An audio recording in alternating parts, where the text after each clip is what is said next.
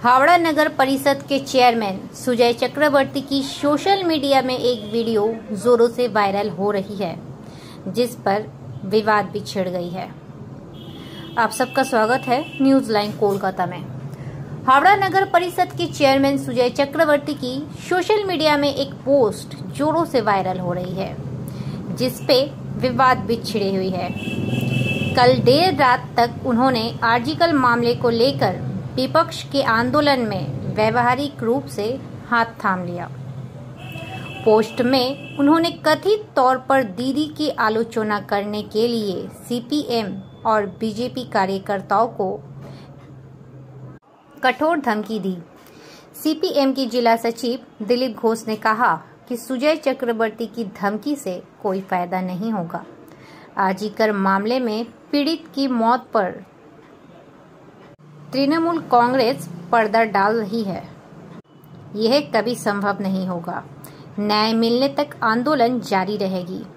दूसरी ओर भाजपा के हावड़ा मुख्यालय के सचिव ओम प्रकाश सिंह ने कहा कि सुजय बाबू हावड़ा नगर पालिका को चलाना आपकी बस की नहीं, जिसमें आप असफल रहे। हालांकि उनके पास ज्यादा राजनीति अनुभव नहीं थी, फिर भी उन्हें तृणमूल कांग्रेस के पदाधिकारी रूप में पद मिला। लेकिन बीजेपी कार्यकर्ता इससे डरने वाली नहीं है। बंगाल की धरती विरोध का आधार है। ये अपनी विरोध आंदोलन लगातार जारी रखेगी। इसी बीच दबाव में आकर सुजय चक्रवर्ती ने कहा कि उन्होंने कोई धमकी नहीं दी। वो सिर्फ इतना कहना चाहते थे कि विपक्ष जिस तरह से मुख्यमंत्री ममता बनर्जी पर निजी हमले कर रही है, वो निंदनीय है। मुख्यमंत्री पहले दिन से ही चाहती थी पीड़ित परिवार को न्याय मिले, वो भी उस परिवार के साथ है। लेकिन जिस तरह से विपक्ष इस मौत को लेकर तांडव कर रही है, आने वाले दिन में राज्य की जनता उन्हें पिछले विधानसभा और लोकसभा चुनाव की तरह सबक सिखाएगी।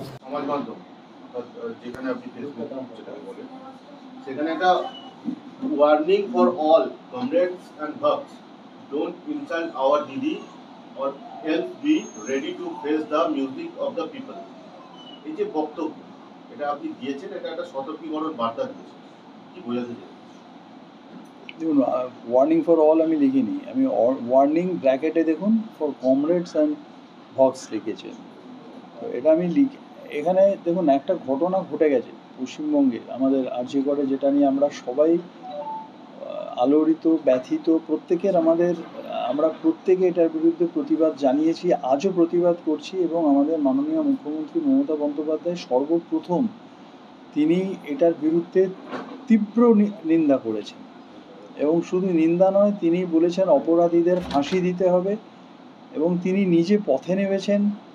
অর্থাৎ আমরা প্রত্যেকে কিন্তু এটা তীব্র প্রতিবাদ জানিয়েছি। আমি নিজেও দেখবেন ঘটনার অব্যবহিত পরে সকলেই, এটা আমি বলে না, আমরা এর ধিক্কার জানিয়েছি, নিন্দা জানিয়েছি এবং যেই করে থাকুক না কেন, যে বা যারা, তাদেরকে যথোপযুক্ত শাস্তি দিতে হবে। এটা আমাদের সকলের দাবি। আমাদের এটা নিয়ে কোথাও কোনো দ্বিমত নেই। কিন্তু এই সুযোগে আমরা যেটা দেখছি যে আমরা লাস্ট কিছুদিন ধরে সমাজ মাধ্যমে এবং বিভিন্ন সভাতে আমরা দেখছি আমাদের মাননীয় মুখ্যমন্ত্রীকে, দিদিকে কিছু মানুষ তারা ব্যক্তিগতভাবে দিদির ওপর আজে বাজে কথা বলছেন। কিছুদিন আগে আমরা দেখলাম কোনো একজন ওই ভক্ত দলের বিধায়ক, তিনি দিদিকে রেড ধরে দিচ্ছেন, তিনি দিদির নামে রেড বেঁধে দিচ্ছেন।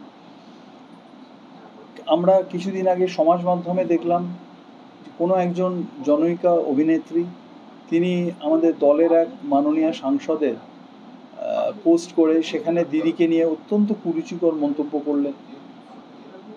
আমার বক্তব্য একটাই, যে ব্যক্তিগতভাবে এই আক্রমণটা বন্ধ করুন দিদিকে।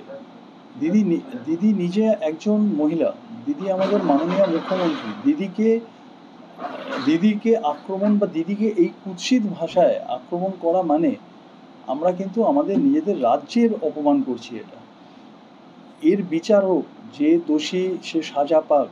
আমরা সবাই চাইছি। আজও আমি খুব জোরালো কণ্ঠে বলছি, যে বা যারা দোষী তারা যে দলেরই হোক না কেন, তারা যেন উপযুক্ত শাস্তি পায়, এক্সেম্পলারি পানিশমেন্ট পায়, এমন শাস্তি যাতে তারা আর কেউ এই ধরনের ঘটনা ঘটাতে ভয় পায়।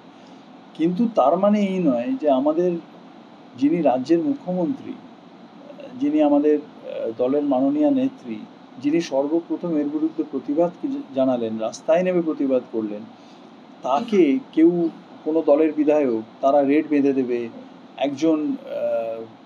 কোনো একজন জনৈকা অভিনেত্রী তিনি আমাদের দলের এক মাননীয় সাংসদের ছবি পোস্ট করে দিদির নামে ব্যক্তিগত অত্যন্ত কুরুচিকর মন্তব্য করবেন, এটা ঠিক না।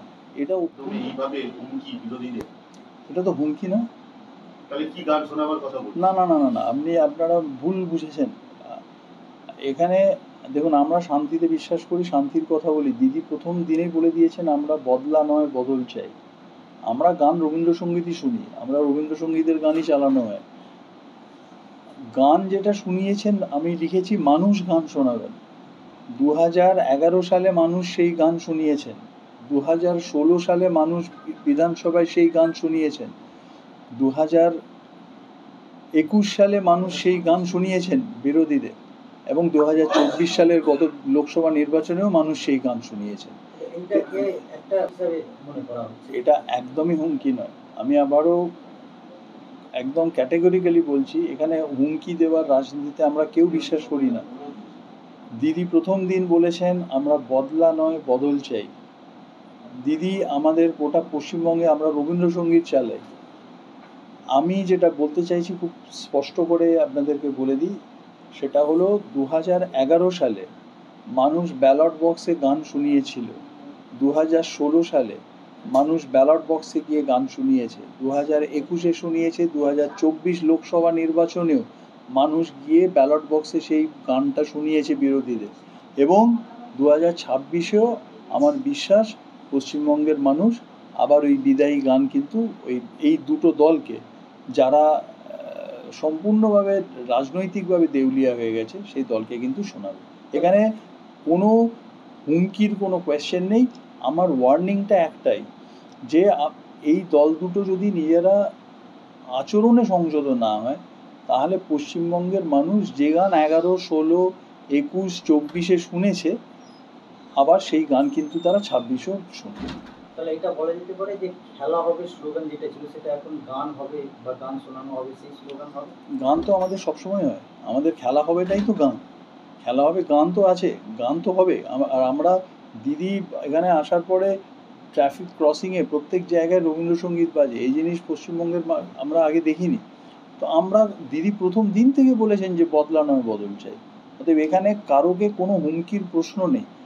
জবাব গান যা শোনানোর, ওই গান তো হবে। সেই গান 11 হয়েছে, 16 হয়েছে, 21 হয়েছে, আবার 24 হয়েছে, আবার 26 হবে। যেভাবে উনি ভাষা ব্যবহার করছেন সেটা নিয়ে মনে হচ্ছে যে উনি হাওড়ার লোককে ভয় দেখাচ্ছেন। উনি বিরোধীর কণ্ঠরোধ করতে চাইছেন। রাত্রিবেলা 2টার সময় ফেসবুকে পোস্ট একজন ডাক্তারবাবু করেন, ওনার আমার হচ্ছে উনি মানসিকভাবে সুস্থ নেই, না হলে 2টার সময় রাত্রিবেলা এইভাবে থ্রেট করেন। উনি যেভাবে মানুষকে বলছেন কমরেড আর ভক্তদেরকে উনি শাসাবেন, মানুষ তার উত্তর দিচ্ছে। যেভাবে মানুষ রাস্তায় নেমে বিরোধ করতে শুরু করে দিয়েছে, সেটা ওনাকে বুঝে নিতে হবে যে মুখ্যমন্ত্রীর নিজের অবস্থান থেকে যদি উনি ঠিক করে মানুষের জন্য কথা না বলেন, তাহলে পশ্চিমবাংলার মানুষ ওনাকে প্রত্যাখ্যান করবে।